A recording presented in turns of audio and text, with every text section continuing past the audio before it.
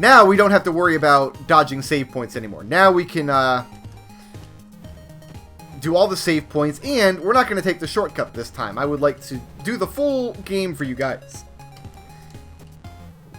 and collect all the things. It also means now we can die safely, which is nice.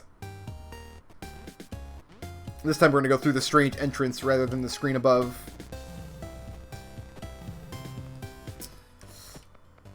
So the real test is going to be now, do I get through this game without forgetting anything? And I don't think I will. Like, I don't have the game memorized, but then the flip side of that, there's not really a whole lot of game here to get caught up on, you know? So, we got the Gauss Gun, which is nice. And I think we want to go up here now to the secret cliff. And if you look at the top left of the screen, you'll see some bars up there. And bars you can shoot through. Your shot goes through them, so you can't teleport to them.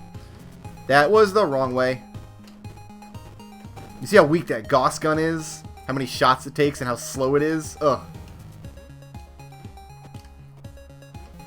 But we can climb this wall, which is, again, there's a puzzle at the very end of the game that is just this puzzle where you climb the wall back and forth.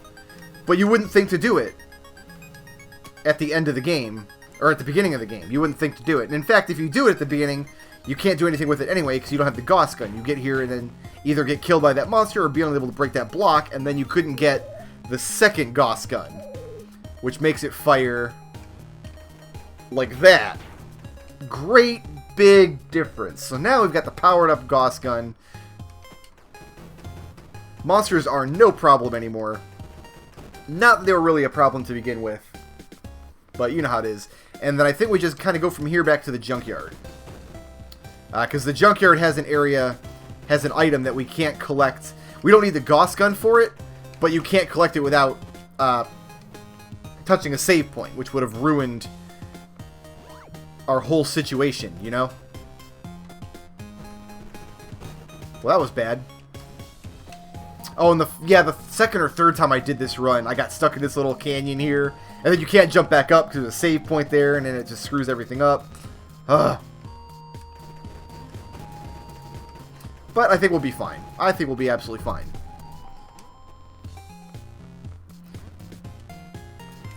So I don't remember why this game was on my Steam wish list. It was, because I typically don't buy games just willy-nilly, you know? I have a Steam wish list that I maintain primarily because people love to gift me games. That's one of the benefits to having a moderately decent-sized audience on YouTube and on Twitch. I love you guys so much for keeping me inundated in games at all times. But I make a wish list on Steam. Things that I think look interesting. Games that I might want to buy for myself but are a little too expensive when they come out. And usually I'll put a game on my wish lists. Sometimes Steam just says, hey, click through these 10 things and see if there's anything you want to play. And I'm like, okay, I'll do that. And usually it's like all Call of Duty stuff, so I never put anything on the wish list based on that. But sometimes people recommend stuff to me. So I'm thinking this game, either it was recommended to me or I saw a stream of it or something. But I don't remember. But I got an email saying, hey, a game on your wish list is on sale. So here's Underground Secret. We can't get through here without touching this. There's no way to teleport over there, unfortunately. So we have to wait to get this one. But yeah, I got the email saying, hey, Out There Somewhere is on sale. It's like $1.50 or something incredibly silly. And I just had the money sitting in my Steam wallet because of Steam cards. I don't use Steam cards for anything. I guess you could turn them into gems, I guess, or use it to like get Steam experience, both of which are totally worthless to me as far as I'm concerned. I've probably made $50 worth of Steam bucks selling cards over the years, which I just keep turning into more games for myself. It is a brilliant sequence.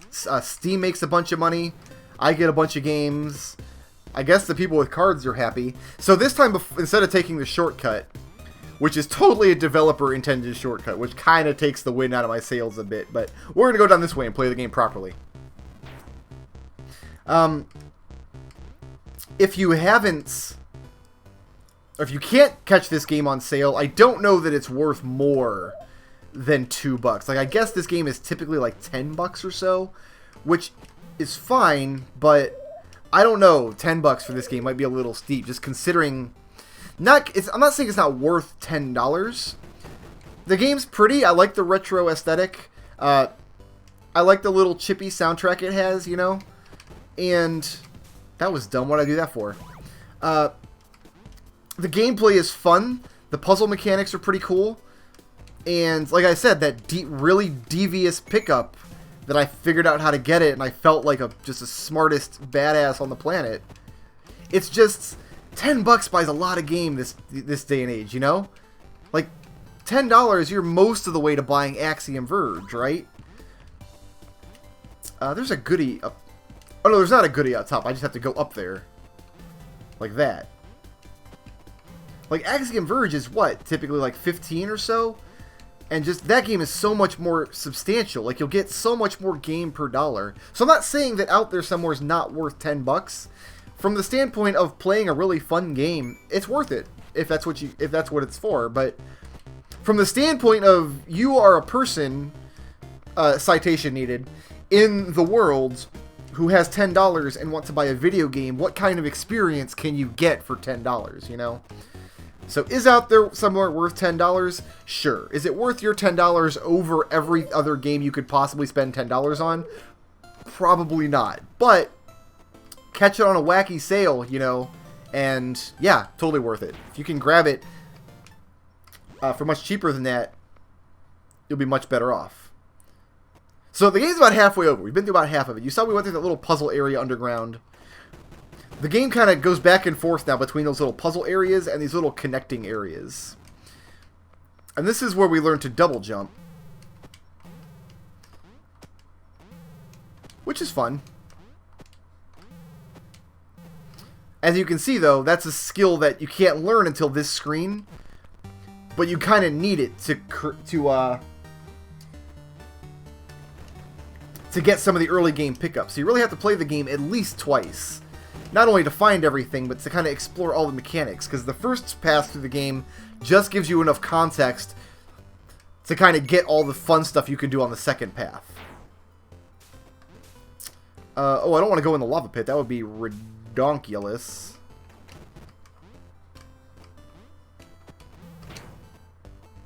Is that what I want? Yes. Because now I can do this. Haha! Now we got green beams of light, which do this. They make your beam go up into a gravity well, so you can gain some verticality. Jumping on glass. Do I remember this one?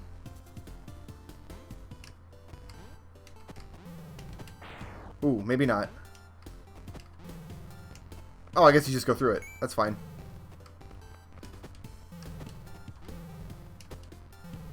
Oh, I see what I gotta do. Okay, hold on. I got this. We'll go over there, then we'll jump and hit that. And now we're through the door. Blocked way. Yeah, I remember this one. We'll gain some height like that, destroy the block. Oops. Get up a little higher, destroy the next block. And fall in the lava because I pushed the wrong gun button. Wah wah. That's why it's a bad thing to have two gun buttons in a game.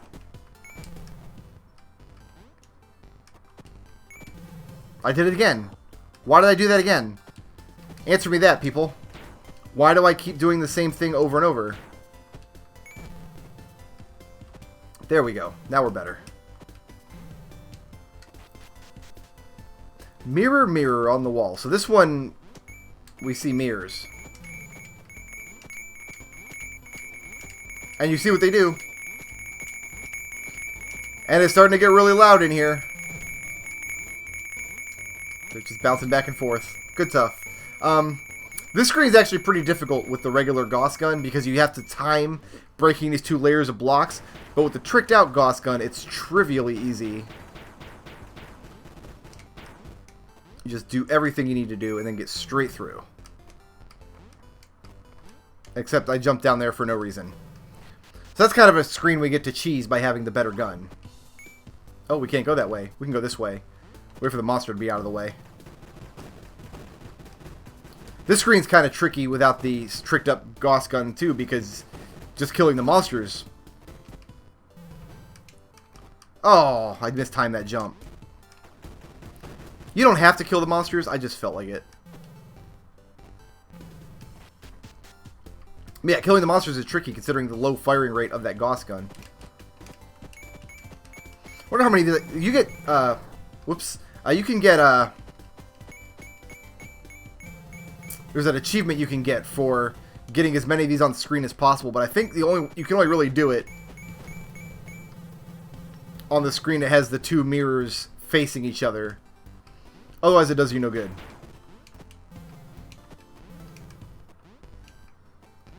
We want to go up top here. Use the mirror to get enough time to make the jump happen. And in we go. Come here, bat. I love how this screen is called the death trap, but then the actual death trap is such an obvious thing that nobody will ever willingly go into it. Like, you have to fire a shot to go in there, but who's going to do that, you know? I certainly did it when I played the game. Maybe you did. Maybe you did just for fun. Okay, so now the music changed, so you know that stuff's getting real now, right? Whoa. Those monsters take a lot of time to kill, again, with the standard Gauss Gun. Because you can really only get one shot on them with each volley, realistically speaking. Is that what I wanted? No. That's not what I wanted. I want to get through this blue one. Oh, I guess the side there would have worked. That's what I wanted.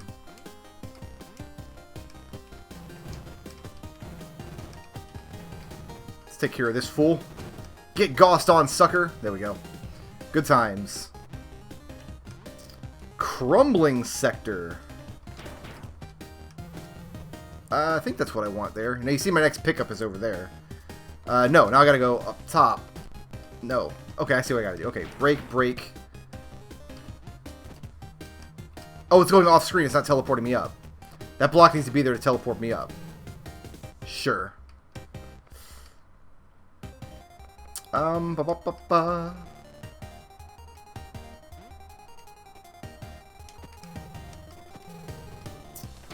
So we do need the blue one there first. Okay.